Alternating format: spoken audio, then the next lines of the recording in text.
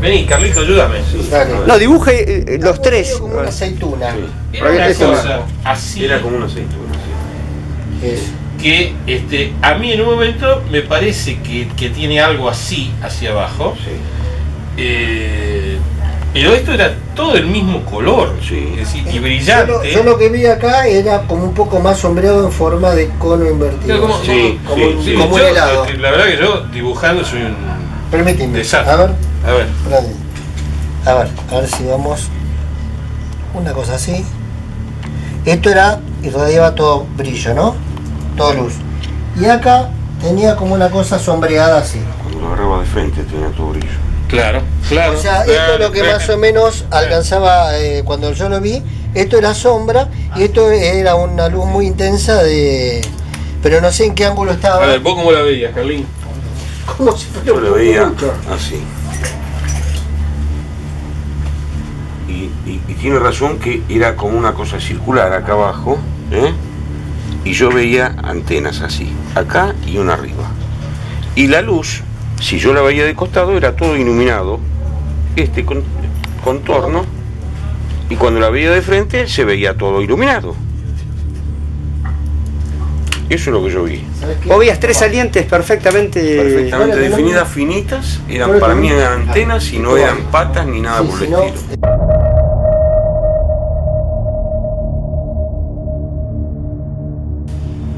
Bueno, Luis, recuerdo perfectamente viendo esta noticia la observación de aquel objeto, ¿no? 3 décadas pasaron.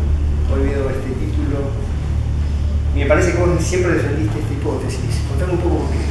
Sí, exactamente como bien decís, luego de casi 30 años seguimos defendiendo con la misma postura y empuje de esta época, ¿no? Nosotros insistíamos en que era un ovni porque lo que se vio esa mañana sobre el cielo bonaerense, principalmente en Capital Federal y provincia de Buenos Aires, es lo que veníamos siguiendo estos mismos objetos desde hacía un mes anterior, cuando habían aparecido la tarde del 17 de agosto sobre Chile, sobre los balnearios de Viña del Mar y Valparaíso, y al otro día, casualmente recorren esos dos objetos 1000 kilómetros, cruzan todo el territorio argentino sin que haya un solo testigo, y a las 7:20 de la tarde aparecen sobre Ceres, que es cuando lo toma Roberto Ruiz, en un avión que venía procedente de Santiago del Estero, y lo que toda la tripulación y el pasaje, y hace una serie de 36 fotos, y para nosotros eso es lo que empieza a unificar un caso con el otro. El 17 de agosto en Chile, 18 de agosto en el sede de Santa Fe, y después empieza un periplo por toda la República Argentina que es realmente asombroso, que para mí eran dos aparatos inteligentes, no tiene nada que ver con un globo arrastrado por el viento, por las corrientes atmosféricas. Esto, como vamos a ver cronológicamente cómo se fueron desempeñando por todo el territorio sudamericano, yo creo que van a pasar los años y vamos a seguir con la misma tesitura porque a todas luces fue algo anómalo e inteligente. Las particularidades, Luz, que vos analizás con toda la información, con los elementos que tenés, ¿qué es lo que más destacás para validar justamente esta afirmación que es tan importante? Porque parte de un montón de informaciones, un montón de testigos, un montón de datos. ¿Qué es lo que vos considerás que unifica concretamente los casos?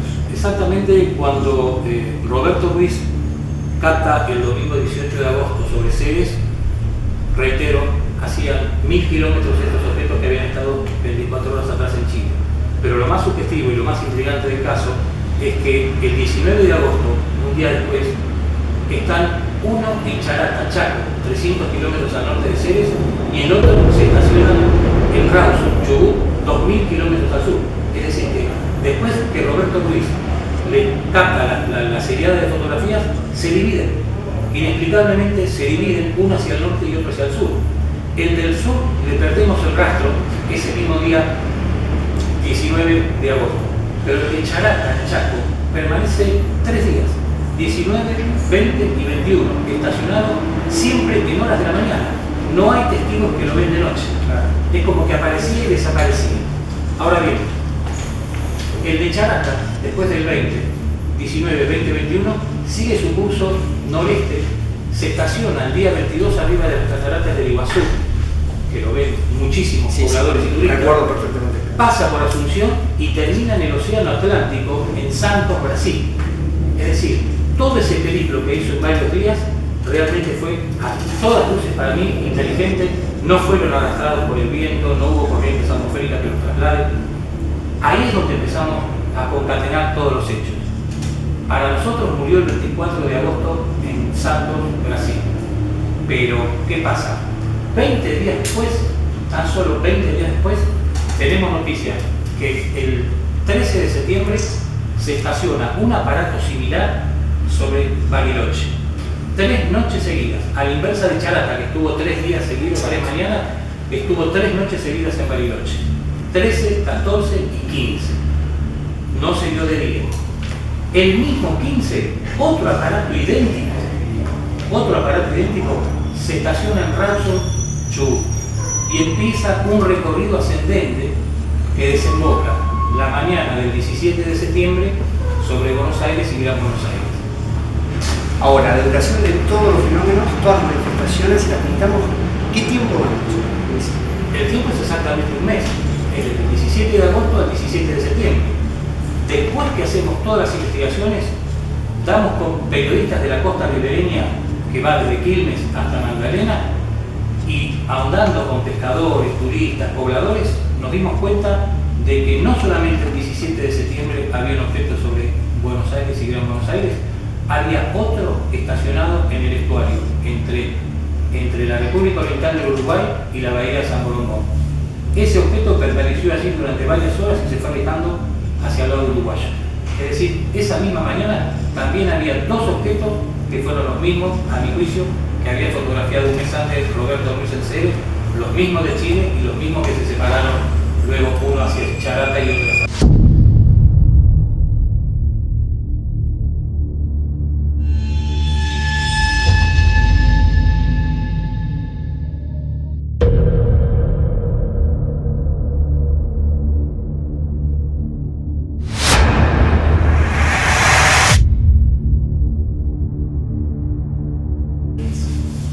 Nosotros mantenemos en visión 1 a 2. Sí, en los 3. Ah. Le saco la cabeza. Pero...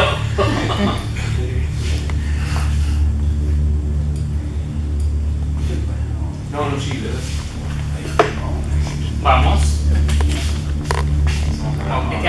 Acuérdate de esforzarte en que sean hiper concretas. Listo. Contame cómo fue tu experiencia, porque ya la venimos todo lo anterior en off. Perfecto. Contame, Guillermo, cómo fue tu ¿Un experiencia. segundo? Sí. ¿Estamos grabando? Acción. Contame, Guillermo, cómo fue tu experiencia con el registro fotográfico que hiciste. Bueno, antes de contarte la experiencia del registro fotográfico, te cuento, ese fue un día más que se transformó así súbitamente. Llegué a la facultad bastante temprano y mi ingreso a la facultad estaba mucha gente agotada, porque sonaba cada rato el teléfono haciendo referencia a que estaban viendo algo en el cielo, brillante, raro, y todos llamaban a la facultad a preguntar digamos, si había alguna precisión. En el inicial mucha bolilla no le dimos, pasó un astrónomo amigo y me dice, debe ser Venus. Al rato volvían a hablar del tema y bueno, parece que corroboraron que Venus no era, porque este objeto brillante, así como se veía en el cielo, parecía que titilaba, variaba en su forma. La cuestión es que pasaron los minutos y me dijeron, ¿por qué no vamos hasta el telescopio ecuatorial, que es un telescopio bastante grande que tiene la facultad, viejito, pero de muchísima distancia focal, a chusmear a ver de qué se trata? Un ingeniero amigo me dice, Guille, ¿por qué no te traes la cámara por las dudas de hacer algo? Me fui hasta el laboratorio de fotografía en la facultad que está en el sótano y nos fuimos hasta la estructura. Hay gente entendida en el asunto, colocó el telescopio en posición para observar este objeto. Apenas lo miramos por el ocular, con el ingeniero que estábamos, él me dice casi al toque, aunque ya me lo venía anunciando mientras caminábamos por los jardines de la facultad, que seguramente era un globo sonda. Cuando llegamos y vimos el objeto, él casi sin dudar me dice, sí, Guille, esto es un globo que utilizan para hacer estudios en la atmósfera, casi con seguridad. En ese momento estábamos viendo la imagen por el ocular, la imagen del telescopio es una imagen que hemos invertida respecto a la realidad, así que teníamos que medio convivir con la realidad de ver un objeto extraño y proceder a dar vuelta para imaginar si eso que decían que era un globo se podía parecer, sin saber muy bien tampoco que era un globo, yo lo conocía en detalle. Y a partir de ahí inicié una sesión fotográfica. Digamos, tenía la cámara encima, había anotado un rollo de película que tenía y comencé a fotografiar con la cámara y el objetivo, un objetivo normal, colocado, enfocado infinito a través del ocular, del mismo ocular que observábamos esa imagen.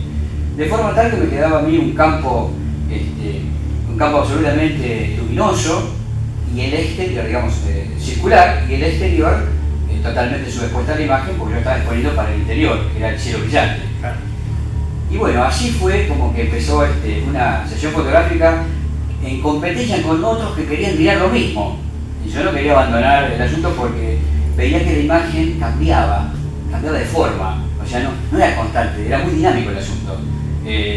También se me iba de campo, tenía que pedir que por favor me ayudaran porque se me movía y se me iba de cuadro. Yo sé que hacer fotografía antes estaba casi escapado del círculo. Te quiero hacer una pregunta. Pedile si te las puede mostrar. Sí.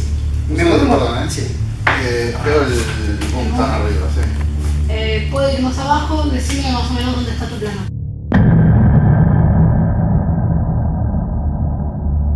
La tapa y que Apoyamos arriba. Ahí está. Claro. Listo. Esperame, un segundito, ponnos en las posiciones. Ok, cámara anda. Cuando quieran. ¿Tenés las fotos, Guillermo, que sacaste en aquel momento como para verlas? Sí, algunas cosas han sobrevivido a toda esta experiencia. Bueno, mira, acá hay... Perdón, otra vez que yo llegué Y tarde. no lo digas, Sí. No lo digas, lo solo bajamos hacelo. porque si no se pegotean.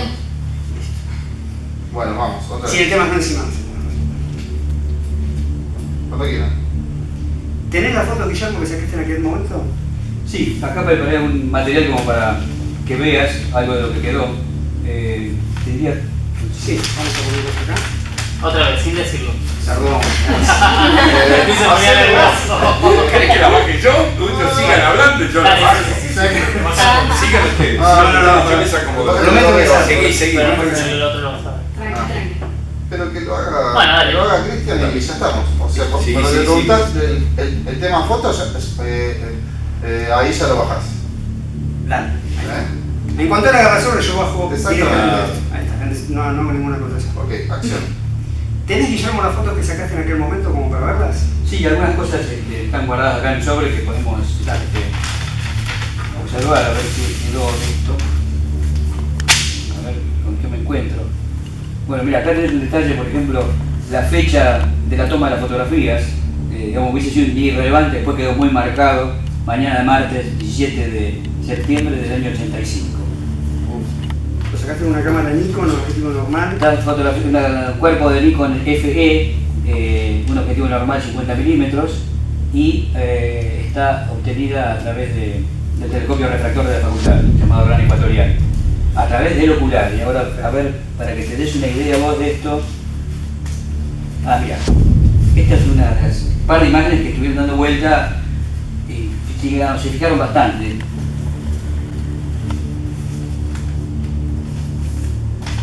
Levantá la foto un poco más para que no te quede la cara escondida. Eso. Sí, coincide plenamente con las fotos que estuve viendo que habían estado publicadas, pero bueno, acá tiene una calidad increíble, ¿no? Acá se ve perfectamente. Esto justamente era lo que producía esa reflectividad que nosotros veíamos, como se está viendo acá en la imagen. Sí, en realidad, te debía decirte, yo estaba observando la imagen así, invertida. Las variaciones generalmente se me daban en la parte inferior, o sea, sería la superior del objeto que se estaba observando en ese caso. Esta variación que vos marcás, digamos, ¿cómo era? ¿Era visual solamente en cuanto a la parte cromática? Sí, era más bien básicamente una variación de brillos.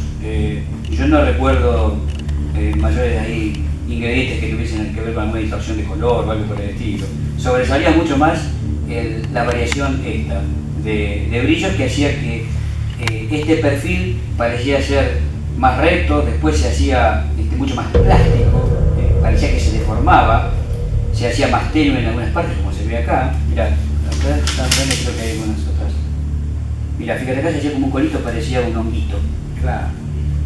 Y acá, fíjate, tiene otra continuidad mayor. Y mira esto. Nunca abarcó Mirá. esa luminosidad todo un radio, No, simplemente no. se mantuvo Nunca. siempre en esa parte fluctuante. Sí, exactamente. Lo que sí se mantuvo constante es la parte inferior de esta imagen. Digamos, esto que parece un platito. Sí, coincide perfectamente en todas las imágenes. ¿Hay algún cambio Y leve? esta imagen muy tenue vertical, que en realidad yo lo veía así, parecía una antenita. Claro. León, miren las fotos un poquito más hacia arriba porque se hacen una sombra fea en la cara. O si no pongo algo acá abajo blanco para que rebota. No, junto a ustedes.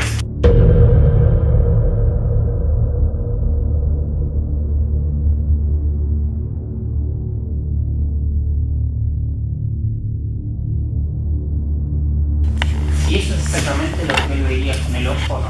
Claro. Guillermo, contame un poco, lo que vos ves a ojo, en Sí. el momento que estás observando inicialmente esto, ¿coincide con lo que estás viendo acá o al tomar una visión, digamos, telescópica tenés una dimensión? Vos me estás preguntando ojo desnudo en exteriores, lo que veía. Sí, sí. No, en exteriores yo veía un punto brillante que parecía oscilar, moverse, variaba el brillo y por ende variaba la forma, o sea, variaba, digamos, como yo te dijera, varía el diámetro de ese brillo, cuando estaba relativamente circular a ojo desnudo. Entrar acá fue alucinante, porque acá esto plantea un nivel de detalle muy diferente. Sí, es impresionante. Lo interesante es que todo el mundo plantea una forma circular altamente lumínica, tal como la describís, y lo interesante es la imagen, que nada que ver una forma como la que todos a ojo por lo menos podíamos ver, ¿no? Era una fuente lumínica simplemente que todos definen como luminizada, como muy aluminizada, como metal brillando o algo similar que producía una reflectividad. Esa era la idea, al principio parecía como metal brillando, sí, esa era la sensación que producía. Contame qué te pasa a vos cuando lo ves a través del telescopio y te encontrás con esta imagen. Cuando yo me encontré con esta imagen, no te olvides que antes que mirar yo esto, lo miró mi compañero de ingeniero, que al toque, digamos, corroboró que las sospechas de él, digamos, se correspondían seguramente con esa idea de que era un globo sonda. O sea, me pasó el dato y me dice, mira, ahí tenés una manga que se ve instrumental. Te despeinaste. Yo vivo despeinado, pero... Ahí. ¿Está? Perfecto. Resumás con tu amigo, ¿Qué me habías preguntado? El ingeniero. ¿Qué te pasa a vos cuando mirás Pero por el la telescopio verdad- y te encontrás con esta imagen? ¿Qué te pasa a vos cuando mirás a través del telescopio y ves esto? Y mirá, en parte está un poco condicionado por el comentario de mi compañero, que el ingeniero ya lo había visto previamente y no había hecho más que corroborar su presunción, que esto era un globo aerostático, y como yo lo veía invertido, le digo, pero a ver, explícame un poco que no entiendo, ¿y por qué un globo? ¿Y dónde estaría el globo? Y me dice, no, mirá, esta sería la base, ahí cuelga instrumental, dice, lo de arriba seguramente se está modelando, está variando, a lo mejor se está expandiendo porque llevan aire. Hay algunas ideas me tiró de lo que podía ser. Al toque inmediatamente esquemáticamente se ajustaba, digamos, el relato con la imagen que yo estaba viendo. Para un espectador que no tenía este dato, de ninguna manera me parecía opinar eso, que se lo veía otra cosa. Sentís que en algún momento estuvo condicionada tu observación por el argumento que te da. Sí y no. Estando ahí adentro y conviviendo 30, 40 años con el observatorio, mi familia, mi viejo ingeniero dedicado a terremotos, digamos, tengo una tendencia a imaginar que aquello que puede ser inexplicable en realidad es cuestión de tiempo encontrarle la explicación. Estoy mucho más proclive a encontrar algo que lo fundamente que inicialmente pensar que es algo extraño. Extraño en todo caso ya desconocido, no lo vi nunca. Ahora viendo esto, viendo las imágenes, retoma aquel momento a hoy. Sí. ¿Qué sentís realmente que fue lo que viste? Perdón, tengo que cambiar de parte.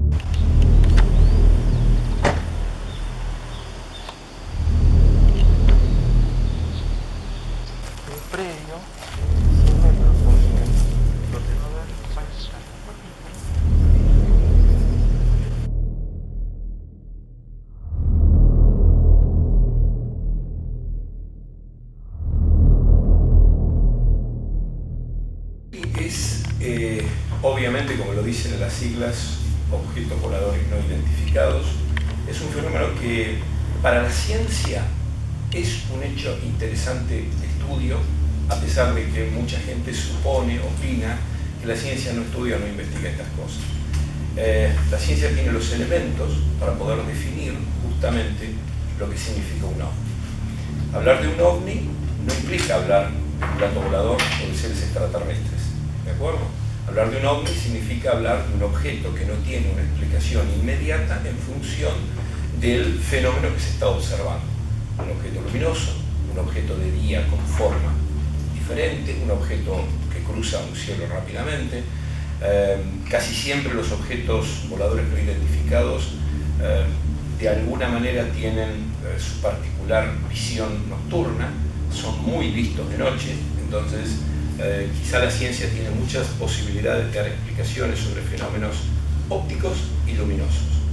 No nos olvidemos que nuestros ojos son los dos elementos fundamentales que tenemos para poder mirar y que desde hace 400 años, desde que Galileo Galilei desarrolló por primera vez un telescopio, el campo de visión se amplió enormemente. La óptica es el elemento fundamental para poder analizar a veces con una propiedad física óptica, algunos fenómenos que no podemos entender a través de nuestros ojos. Y eso es lo que la ciencia debe hacer. Y bueno, justamente porque muchas veces se habla de que son fenómenos ópticos o errores que se confunden con fenómenos ópticos. ¿De qué estamos hablando? Podemos estar hablando de, primero, la atmósfera nos juega a veces una mala pasada en función de elementos que existen sobre la atmósfera, producto de corrientes, vientos, la estratosfera, cumulonimbus, todo lo que los que estudian las ciencias de la atmósfera pueden explicar perfectamente y que existen como incluso dentro de una nube montones de partículas congeladas que provocan a través del fenómeno de un rayo de luz montones de efectos o defectos. Cuando las tormentas se producen hay montones de situaciones que todavía incluso la ciencia de la atmósfera no termina de definir claramente y que tienen que ver con los fenómenos eléctricos. Fenómenos eléctricos que a veces se detienen en segundos, en fracciones de segundos, bolas eléctricas, plasma. Hay muchos fenómenos en la atmósfera que son interesantísimos para estudiar y que podríamos llamar ovni al inexperto, ¿no es cierto?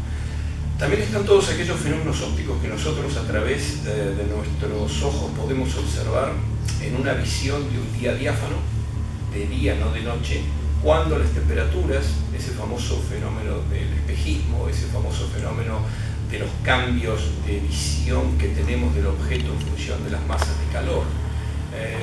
Cuando nosotros tenemos una altura de 1,70 m sobre la Tierra, podemos observar aproximadamente a unos 10 kilómetros. Nuestro horizonte está a 10 kilómetros. Pero cuando desde los 30 o 40 hay un haz de luz, un fenómeno totalmente diferente producido por algún fenómeno atmosférico o terrestre, se puede proyectar en la atmósfera y caminar por esa atmósfera. Podemos verlo. Eso lo explica la física también, de alguna manera, o la propia óptica. Fenómenos como los que se pueden dar de noche en función de la observación nocturna de los faros de posicionamiento de los aviones, que se mantienen durante muchísimo tiempo en una misma línea, y eso se ha confundido muchísimo con el fenómeno ovni. No estoy diciendo que los ovnis no existen, estoy diciendo que hay algunas cosas que pueden ser explicadas perfectamente, ¿cierto? La pregunta era, ¿qué pasa cuando las cosas no pueden ser explicadas perfectamente? Yo diría que, y lo dije siempre, la ciencia no tiene todas las respuestas, la ciencia tiene que buscar las respuestas. Y el fenómeno es un fenómeno atractivo.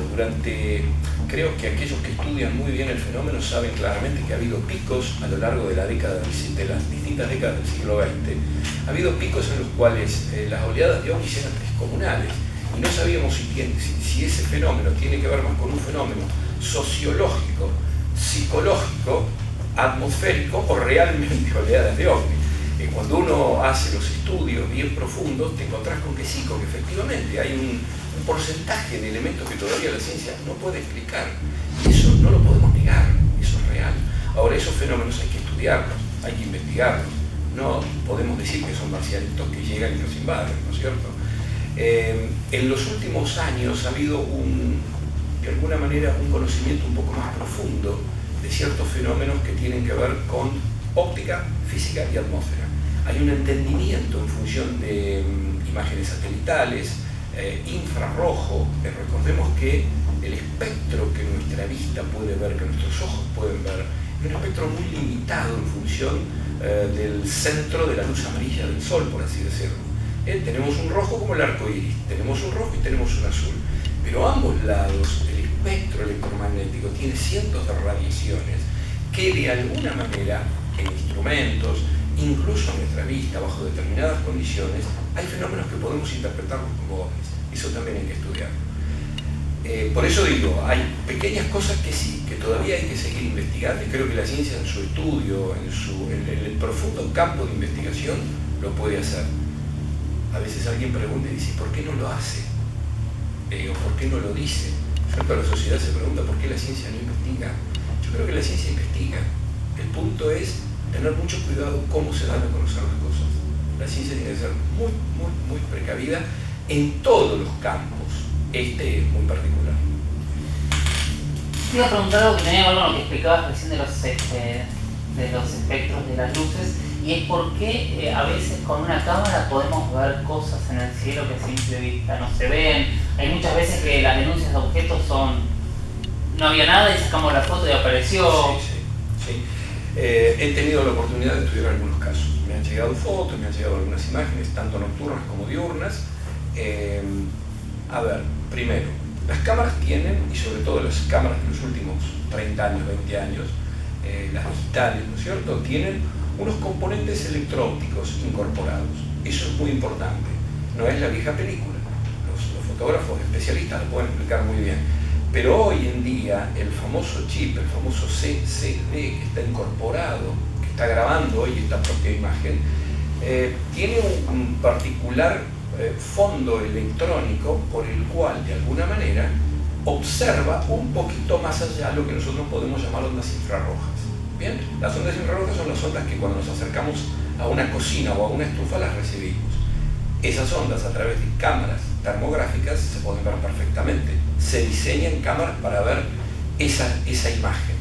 Pero el chip de una cámara común que está tomando hoy la imagen tiene un balcón, tiene un pequeño espectro que corre un poquito más del centro amarillo al que está diseñado.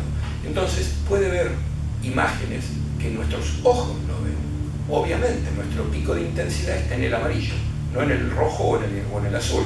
Las cámaras tienen ese espectro corrido, entonces pueden detectar esas pequeñas cosas que de alguna manera pueden ser fenómenos atmosféricos que hay que estudiar o que tal vez ya estén estudiados y que las cámaras detectan. Y de día, la pregunta que vos me has hecho también es de día también ocurren cosas extrañas. O sea, yo he visto imágenes que me han dicho fotógrafos del interior, mirá, estaba un partido de fútbol y en el medio del campo y mirá la cosa que está ahí arriba, ese habano que existe ahí arriba, ¿no? Esa figura extraña. Bueno, vamos a estudiarla, vamos a investigarla, hay programas especiales para estudiar esas cosas. Pero ¿por qué la vista no lo vio y la cámara sí? Por la rapidez, por la sensibilidad. Bien, también, así como hay un espectro de color, hay un espectro de sensibilidad. Nuestro ojo, y obviamente no todos los ojos son iguales, cada uno tiene un grado mayor o menor de sensibilidad, pesca más o menos algunas cosas, detecta más o menos algunas cosas. Las cámaras tienen la particularidad de registrar ciertas cosas que nuestro ojo no puede ver. Es así, porque son elementos electro-ópticos diseñados para esta cuestión. Buenísimo. Y recién decías que la ciencia estudia, y por otro lado es como que en torno al fenómeno OVNI uno escucha todo el tiempo porque estoy investigando científicamente, porque científicamente esto, porque científicamente esto puede ser, esto no puede ser. ¿Cómo hace la ciencia para estudiar un fenómeno que no pueda repetir, por ejemplo? Es complejo, por eso la ciencia no sale a decir que lo está estudiando completamente. O sea, a ver, yo no estoy diciendo en este momento que en los grandes laboratorios del mundo, los grandes observatorios estudia el fenómeno OVNI, porque no es así. Pero cuando hay algún caso, y cuando ese caso llega a manos de los científicos, o se lo transmiten a los científicos, hay científicos que realmente se dedican a estudiar un poco y a tratar de sacar alguna conclusión, con los elementos que se tienen, con los métodos que se tienen. Cuando algún fenómeno se produce en cercanías, y eso ya lo sabemos, en cercanías de bases aéreas, fuerzas armadas, etcétera, etcétera, siempre intervienen otro tipo de organismos, que también son científicos. La Argentina ha tenido muchísimos organismos que han trabajado con temas de ovnis, la Marina, la Fuerza Aérea, ni hablemos, y los científicos que han trabajado en ellos han detectado montones de situaciones que tienen que ver con fenómenos entendibles, que son perfectamente explicables, y queda ese margen que dije al principio de cosas que todavía hay que seguir estudiando. Cuando vos me preguntas cómo la ciencia estudia, la ciencia no puede repetir un fenómeno ovni. Más o menos no puede repetirlo. Porque si yo voy a un laboratorio de óptica, como el que nosotros tenemos en el laboratorio, pongo un par de láseres, un par de espejos y un par de luces de diferentes colores y genero un movimiento en esas luces, quizás pueda entender algunas cuestiones ópticas, por eso te contaba lo de la óptica, que tienen la respuesta a lo que pude ver. Entonces, me puedo dedicar a experimentar.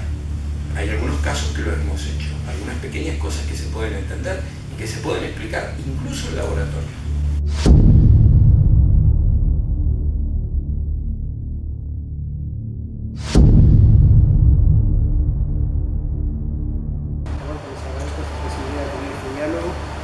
Me gustaría inicialmente sobre este fenómeno que hubo en el año 85, saber si me pueden dar de forma secuencial cada uno detalles descriptivos de lo que vieron, del concepto.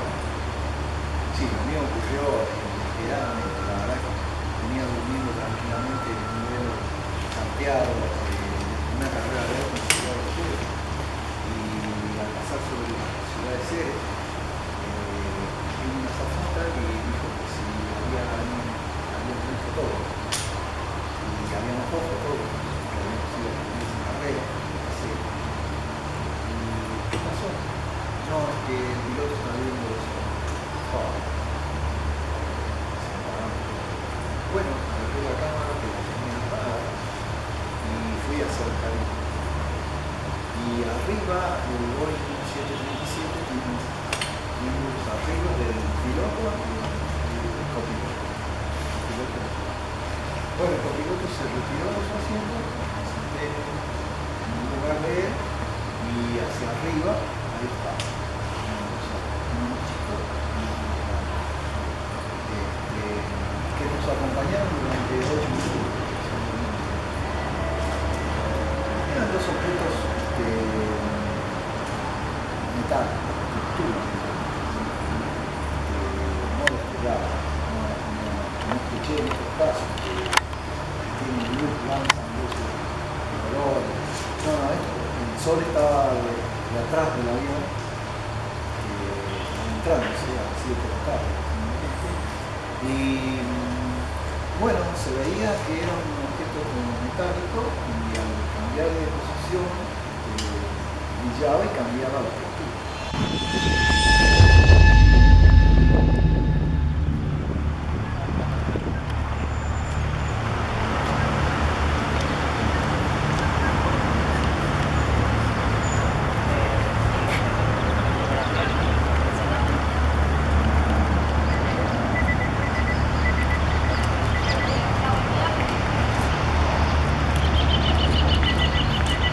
Lucas, y contanos un poquito quién sos y lo que haces. Lucas Berengua, soy pronosticador, meteorólogo en el Servicio Meteorológico Nacional. Estoy a cargo de la gestión de la Red Nacional de Estaciones en superficie y altura. Nos encargamos de que toda la vasta red de 140 estaciones que miden el tiempo en la Tierra y en la alta atmósfera con globos funcione los 365 días del año.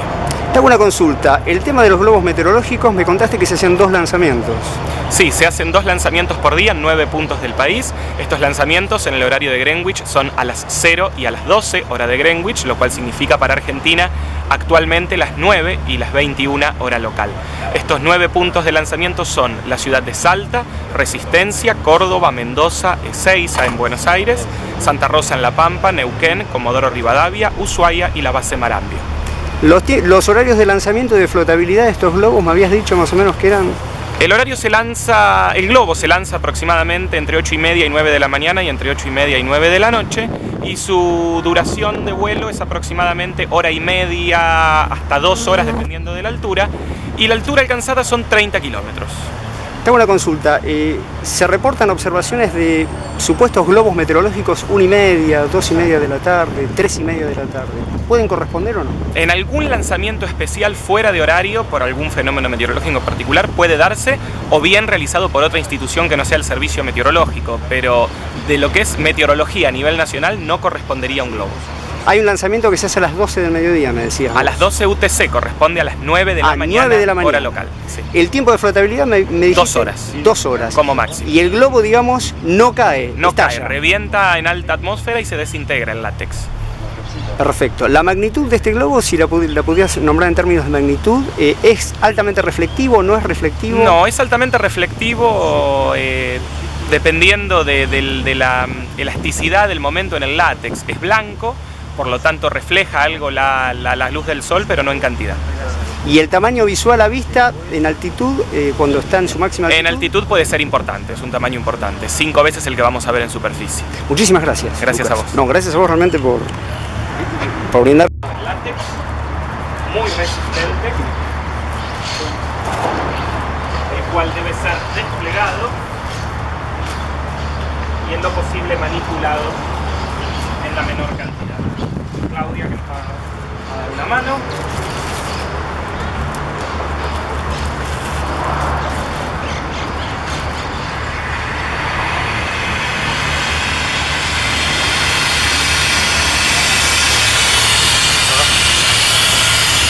El gas utilizado para este propósito es gas helio.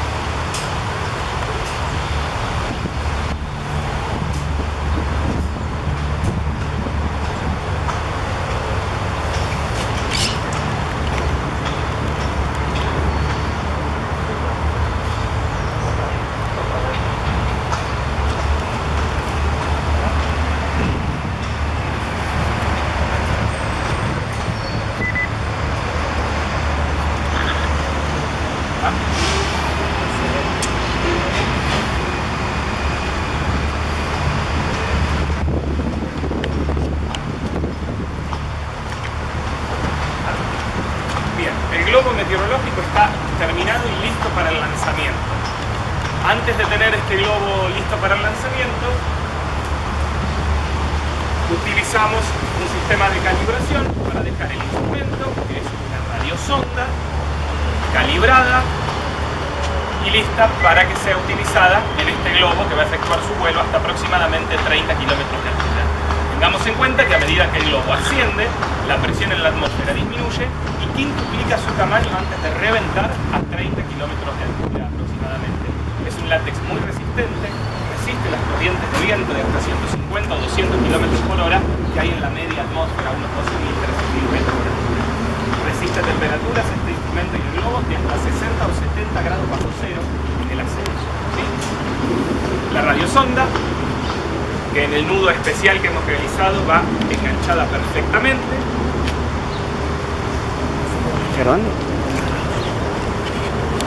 Y que en cada uno de los lugares que nosotros efectuamos radiosondeo, realizamos la coordinación con la autoridad aeronáutica para no entorpecer las actividades aeronáuticas, porque un globo de este tamaño puede confundir o dar interpretaciones erróneas de lo que es a un piloto en vuelo o en procedimientos de efectuar su aterrizaje o despegue.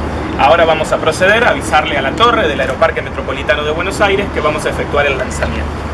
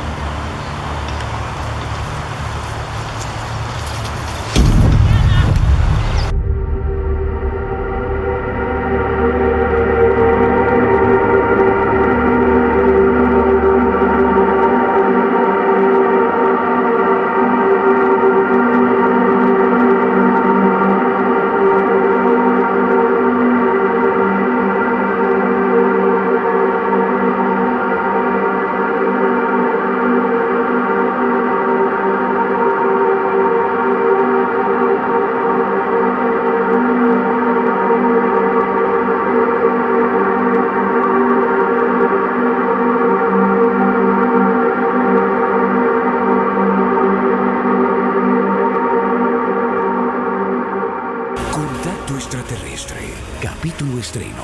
A continuación. Por History.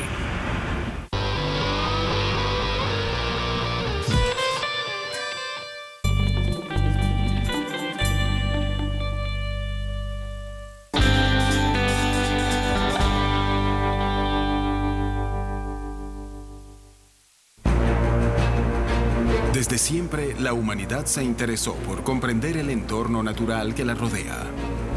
El enorme conocimiento sobre el planeta Tierra impulsó al hombre a estudiar el espacio.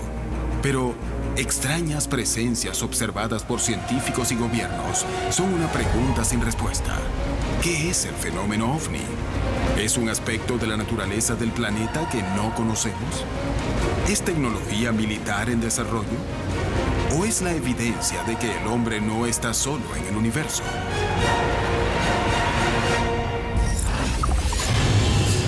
En Argentina, un investigador estudia uno de los casos más famosos visto en todo el territorio.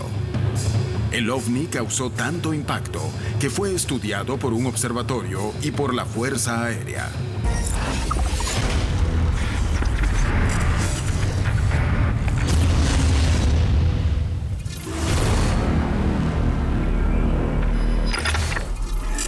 Hoy presentamos OVNIs y controversias.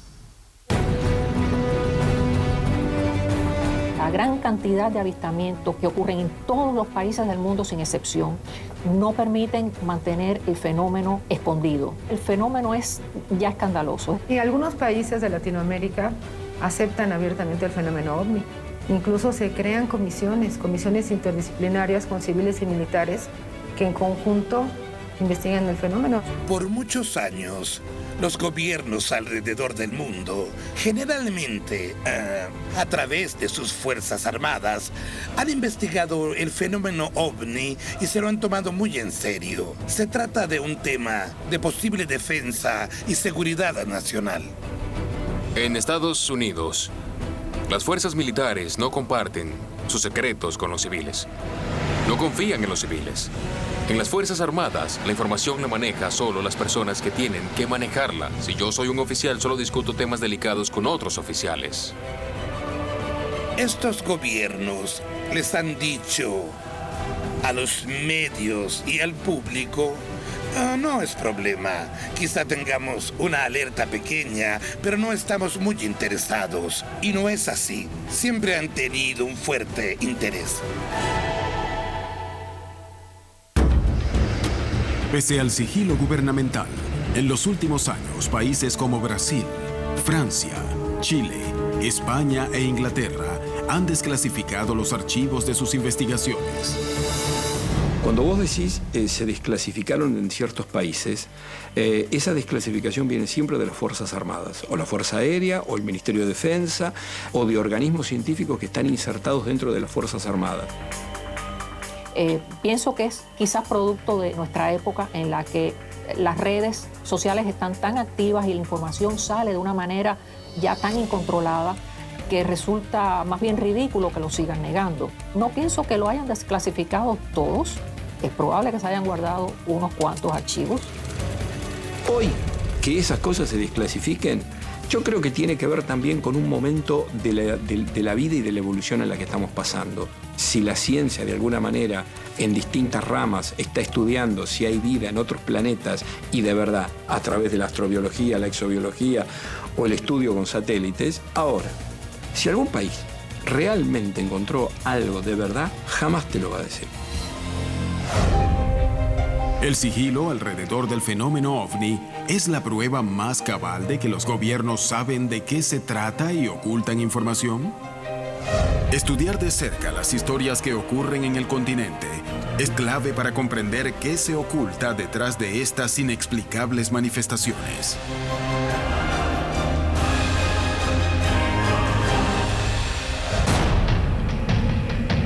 Un investigador del fenómeno OVNI estudia un extraño objeto visto en todo el territorio argentino en 1985. El OVNI causó tanto impacto que fue noticia en los diarios y en los noticieros. Existe el rumor de que las fuerzas aéreas enviaron aviones para estudiarlo de cerca.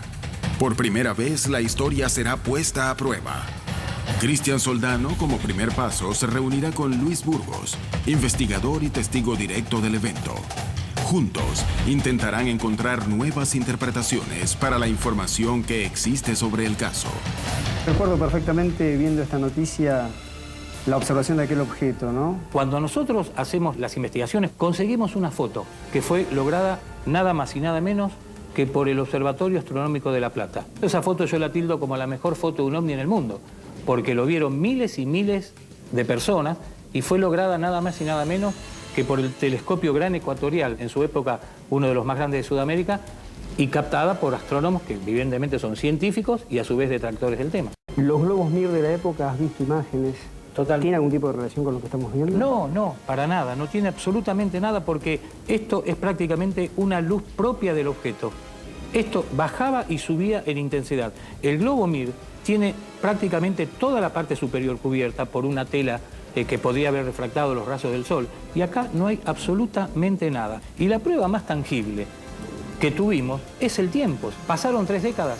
Nunca más un aparato de estos surgió el cielo de Buenos Aires, ni de Argentina, ni de Chile, ni de Brasil. Según Burgos, el objeto no podría ser un globo por varios motivos. Fue visto en distintas localidades muy distantes entre sí. No posee la forma de un globo y nunca más se vio algo semejante. El siguiente paso en la investigación de Soldano es reunirse con privilegiados testigos directos. Se trata de periodistas que volaron cerca del OVNI y guardaron un registro único del objeto. A mí lo que me gustaría inicialmente es si pueden hacerme un raconto desde el momento inicial que toman conocimiento de la observación de este objeto en el cielo? Estábamos con Carlos y Raúl desayunando en un bar al lado de Canal 9 y un señor empieza a golpear el vidrio del bar. Carlos dice, hay un tipo que señala el cielo.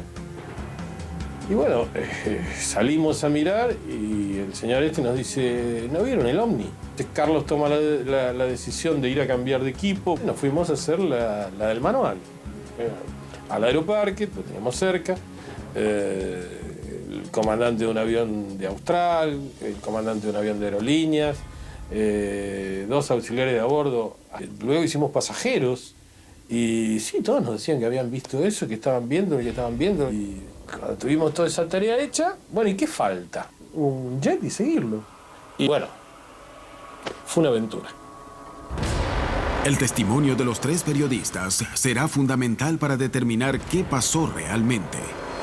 Ellos volaron muy cerca del objeto y generaron documentos de vital importancia para conocer qué ocurrió durante el 16 de agosto y el 17 de septiembre de 1985. En Argentina, un investigador va tras los pasos de un ovni que fue visto en todo el país durante un mes en distintas regiones y que causó pánico entre la población. Este tipo de historias revela que el misterio en torno al fenómeno ovni a veces es vivido como un riesgo potencial para los testigos, y así también lo han interpretado algunos investigadores y miembros de los estados más poderosos.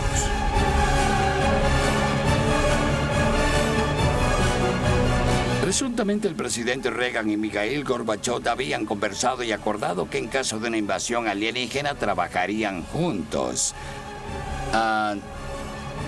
La Guerra de las Galaxias es algo que decía así: tenemos nuevos métodos de crear armas espaciales, láseres, pistolas de rayos X y todas esas cosas. Y la Guerra de las Galaxias fue parte de todo eso.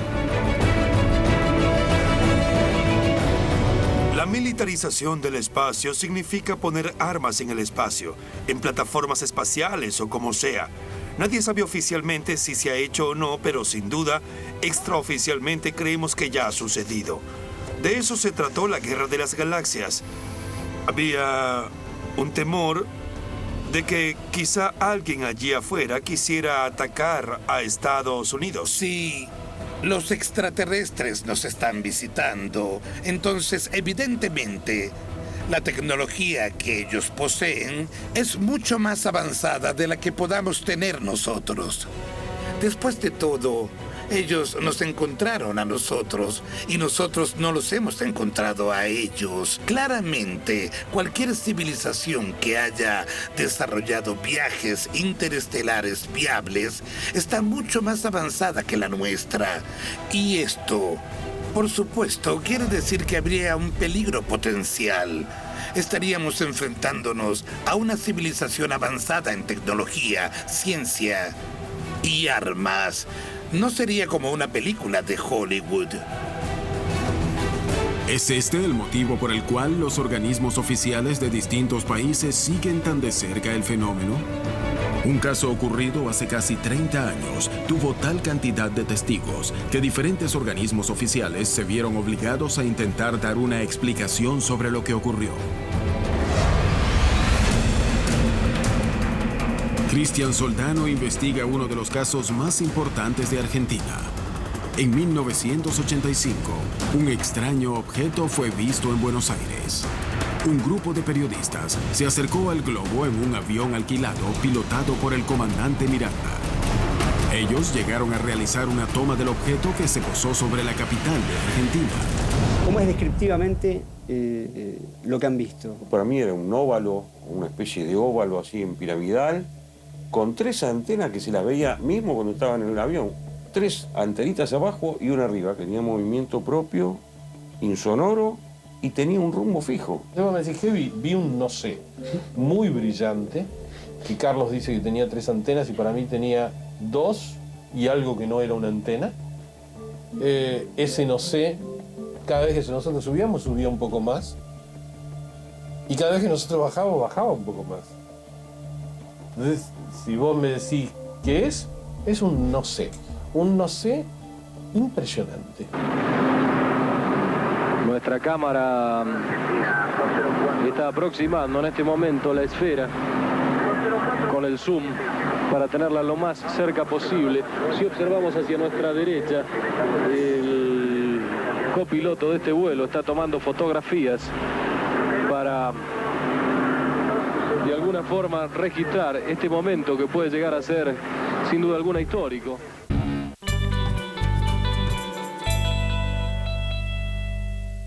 Me gustaría, Ricardo, que me des precisiones sobre el diálogo entre Torre de Control y los Mirage. Escuchamos que entre dos Mirage de la Fuerza Aérea y la Torre de Ezeiza, ellos, los mismos pilotos, decían que eso se movía, como decíamos nosotros, ellos se acercaban y eso se alejaba. ¿Qué había en ese diálogo?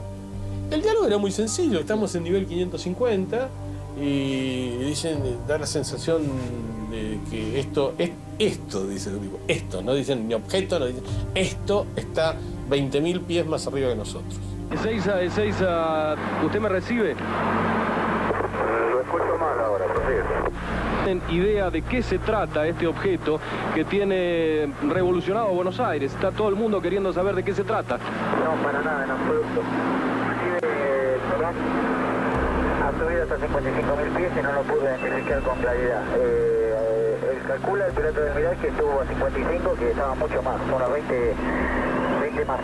Señor, si yo le sugiero que ese Mirage sobrevoló a 55.000 pies y que estimó que podía encontrarse a 20.000 pies más arriba el objeto, ¿estoy en la información correcta? Usted posee más información que yo, señor. Esto es lo que le digo. El video confirma la existencia del objeto, la altura en la que se encontraba y que el operador de radio no negó la presencia de aviones militares en la zona. Soldano se acerca cada vez más a la verdad. Tras conversar con los periodistas del noticiero, ha dado con el piloto que los transportó y con un fotógrafo que logró captar una imagen del objeto. Sus testimonios podrían ayudar a aclarar qué ocurrió en los cielos de Argentina. Pueden dar detalles descriptivos de lo que vieron, de lo que observaron. Vino una azafata y dijo que si había algún fotógrafo. ¿Qué pasó? No, es que el piloto está viendo dos hombres. Bueno, agarré la cámara que la tenía armada y fui hacia la cabina. Ahí estaba. Eran dos hombres, uno más chico y otro más grande. Se veía que era un objeto como metálico y al cambiar de posición brillaba y cambiaba la textura. Quedaban atrás o adelantaban e iban a la par. Me gustaría que me des un detalle sobre el hecho que ocurrió en septiembre de 1975. Vimos un cilindro con una antena, con una especie de ventana o algo así, una cosa que yo no puedo determinar qué era. No emitía ninguna luz, ningún brillo, absolutamente nada. Y aparentemente, y por alguna razón que yo desconozco y no obedece a nada que sea aerodinámico, se empezó a separar de nosotros. La circulación general de la atmósfera es de oeste a este y este objeto se desplazaba al revés. ¿Ustedes piensan que se trata del mismo fenómeno observado en dos fechas diferentes? Yo personalmente escucho la descripción de Carlos y habla de lo mismo, que son los mismos objetos. No puedo afirmar que tenga correlación. Ahora, de que no era un globo, estoy absolutamente seguro. Bueno, muchísimas gracias a los dos. Ruiz y Miranda confirman que nunca vieron algo semejante y creen que los dos vieron el mismo fenómeno. Soldano continúa la investigación y decide conversar con Guillermo Sierra, quien tomó la foto con el telescopio, y con Luis Martorelli, astrónomo. Ambos podrían establecer si se trató de un globo y si fue siempre el mismo objeto. Contame, Guillermo, cómo fue tu experiencia con el registro fotográfico que hiciste. Ni bien ingreso a la facultad, estaba mucha gente alborotada. Pasaron unos minutos y me dijeron, ¿por qué no vamos hasta el telescopio ecuatorial? Y nos fuimos hasta la cúpula. Apenas lo miramos por el ocular, con el ingeniero que estábamos, él me dice que sí, Guille, esto es un globo que utilizan para hacer estudios en la atmósfera, casi con seguridad. Y a partir de ahí inicié una sesión fotográfica con la cámara a través del ocular ¿Tenés las fotos que sacaste en aquel momento? ¿Qué te pasa a vos cuando mirás a través del telescopio y ves esto? Y mirad, en parte estaba un poco condicionado por el comentario de mi compañero, que esto era un globo aerostático. Y me dice, no, mirá, esta sería la base, ahí cuelga instrumental.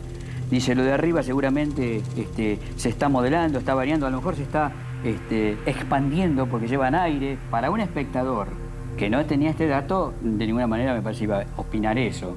Déceme, Luis, viendo un poco todo lo que nos da Guillermo acá como material, contame un poco tu experiencia y cómo lo ves vos. Yo no te voy a negar que la primera vez que lo estuve mirando a las 7:15 de la mañana, creía realmente que estaba viendo una cosa por primera vez en mi vida que era un ovni, obviamente. Con el tiempo, para nosotros, la observación de un objeto de este tipo con esa forma nos daba que semejante ángulo de observación y semejante posición correspondía a esos famosos MIR.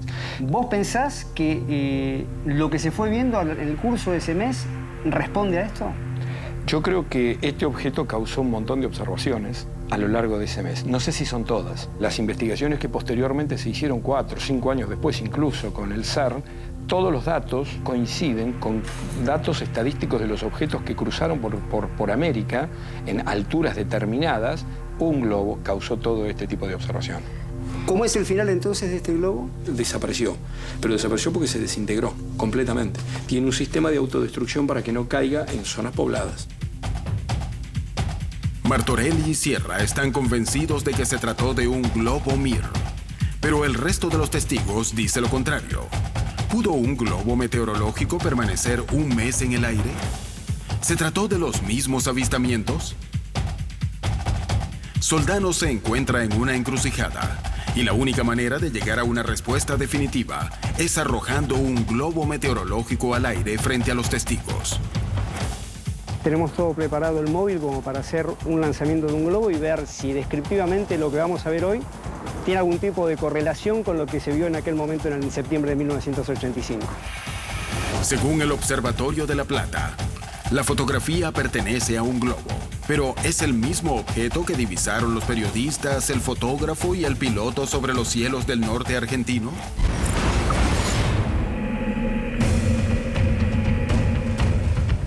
Cristian Soldano investiga uno de los casos ovni más importantes de Argentina. Se trata de un avistamiento que ocurrió durante un mes. Una de las versiones sostuvo que fue un globo meteorológico, pero testigos directos que lo vieron desde aviones lo niegan.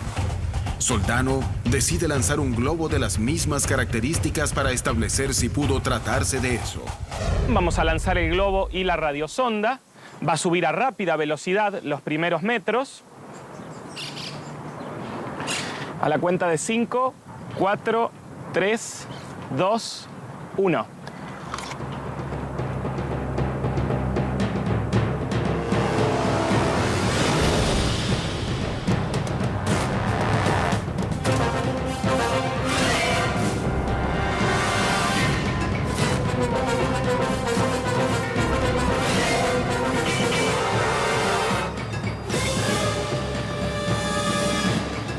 Descriptivamente y visualmente, obviamente, es un punto luminoso, pero no tiene nada que ver la magnitud de aquella mañana con esto, no creo, ni con otro aparato convencional, ningún globo que puedan mandar de cualquier otro lugar del mundo puede tener esa magnitud, es prácticamente incomparable. Aquel tenía un brillo metálico muy poderoso, ¿no? Los reflejos. Yo como fotógrafo opino de que era un objeto plateado y gigante. Lo que vi ahora, nada que ver con lo que yo vi aquella mañana. Aquello era un objeto con una forma, yo la vi definida como una bala, era como una bala. Para mí, yo lo definí como si fuese una garrafa y le vi claramente como una especie de ventanas muy chiquitas. Nada que ver aquello con esto. Aquello no tenía un globo, no tenía luces, no tenía nada. Era un objeto que se separaba del planeta, para mí. Mientras que el Observatorio de la Universidad de La Plata sostiene que se trató de un globo meteorológico, los testigos directos afirman que no se parece en nada al que se lanzó. La Fuerza Aérea envió aviones Mirage a investigar de qué se trataba. Pero algunas dudas sobreviven. ¿Podría un globo haber sobrevolado el territorio por más de un mes? ¿Por qué las autoridades aeroportuarias no dijeron nada al respecto? ¿Cuál fue la naturaleza del objeto que sobrevoló los cielos de Argentina en 1985? Argentina no es el único país que registra extraños episodios. ¿Es una manifestación de la naturaleza? ¿Es un fenómeno peligroso? La búsqueda de esa respuesta le crea más preguntas al hombre mientras se busca descifrar qué hay en este fascinante misterio. Es posible que este nos revele bastante sobre nuestra propia manera de ver el mundo. Existe la posibilidad de una invasión. Hay dos escenarios: una invasión pacífica y una invasión hostil. En caso de una invasión pacífica, ¿qué haríamos? ¿Cuál sería el escenario al que nos enfrentaríamos? En ese contacto pacífico, ¿estaríamos preparados para eso? Yo no lo creo. Yo creo que aún nuestra estructura social es muy frágil para absorber el impacto de una llegada pacífica de esos seres. Si nos enfrentamos a extraterrestres, tenemos que hacernos la pregunta: ¿podrían considerarnos una amenaza potencial al vasto universo? ¿Podrían observar las cosas que le estamos haciendo a nuestro planeta, al medio ambiente, y pensar: esta especie peligrosa está amenazando la existencia de estas otras millones de especies de su planeta, debemos detenerla? Y en el escenario de un encuentro hostil, si esas naves viniesen con la intención de tomar control, yo no creo en esa posibilidad. No lo creo. Históricamente nos hemos enfrentado a todo tipo de información concerniente a la ufología y no hay indicio de que eso pueda significar una posibilidad remota. No hay indicio. Se trata de una pregunta hipotética. Pero si un día llegáramos a enfrentarnos a una invasión alienígena, creo que la naturaleza humana dictaría que resistiéramos y lucháramos. Y si nos viéramos amenazados por una fuerza externa a nuestra nave espacial, a nuestro mundo, ¿pondríamos de lado nuestras insignificantes diferencias, nuestros celos, nuestro racismo, nuestras diferencias culturales?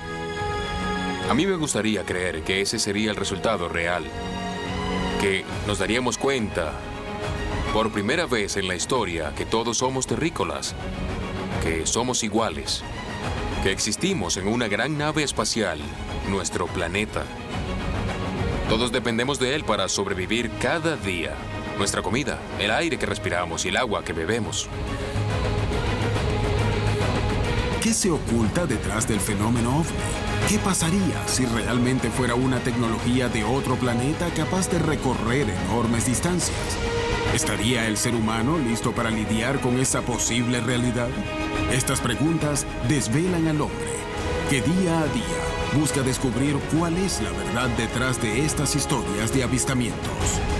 Es hora de conocerlas.